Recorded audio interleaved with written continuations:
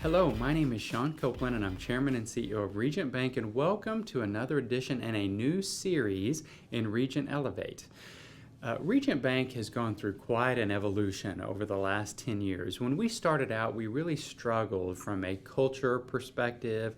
We had morale issues. People weren't really getting along. We certainly didn't have a clear vision of where we were going. And I think over the last few years, the awards we won and the corporate culture scores we have would be an indication that we're doing a lot better. And so I have a lot of people ask me from time to time, how does Regent Bank have such a great corporate culture? So we want to have a 5-part series starting today where we're just going to give all of our secrets. These are all of the Regent Bank corporate culture secrets. If you're one of our competitors and you are watching this, here you go. Good luck. It's really about execution, but I'm excited to share these with you. Today, let me kind of tee up the mindset around great corporate culture. One of the things that we know is Peter Drucker says that only 3 things happen naturally in organizations: friction, confusion, and underperformance. Leadership is required for everything else. So if you have this type of thing happening in your company, it's leadership's fault.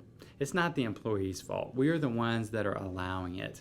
One of my favorite quotes is from the chairman of General Foods, a gentleman named Clarence Francis, and he said that you can buy a man's time, you can buy a man's physical presence at a given place, you can even buy a measured number of skilled muscular motions per hour per day, but you cannot buy enthusiasm, you cannot buy initiative, you cannot buy loyalty, you cannot buy the devotion of hearts, minds, and souls. You have to earn these.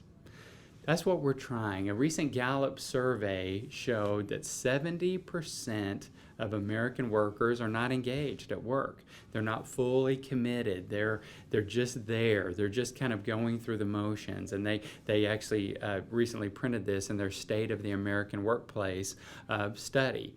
So today I just want to share with us, I think first of all, we all want to have a great culture. How do we do that?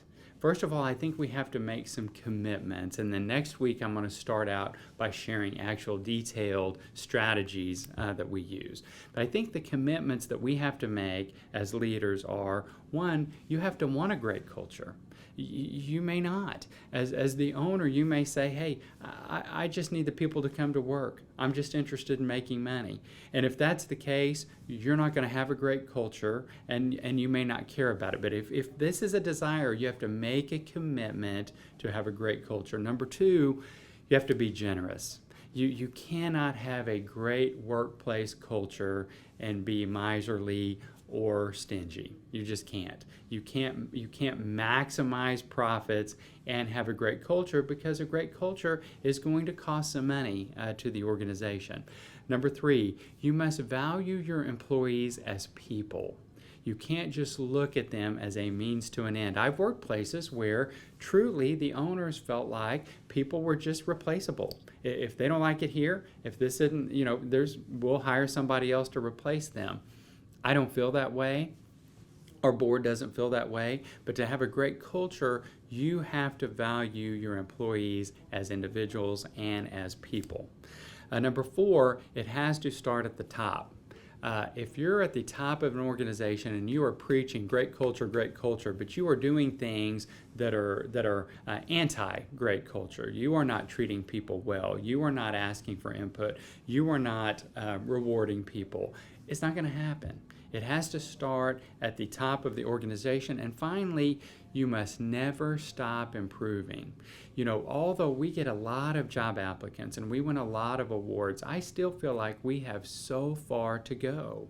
So the point in time at which you feel like you've got it made is probably the point when your culture is going to begin to erode. So you've constantly got to be asking your employees how you can do better, investing in them, being creative. I think those are the 5 keys to really getting your mindset right to create a great culture. Next time, we're going to dig into actual detailed strategies that we use as an organization to help create what we believe is a great culture. I hope you'll join us then. Thank you so much, and we'll talk to you next week.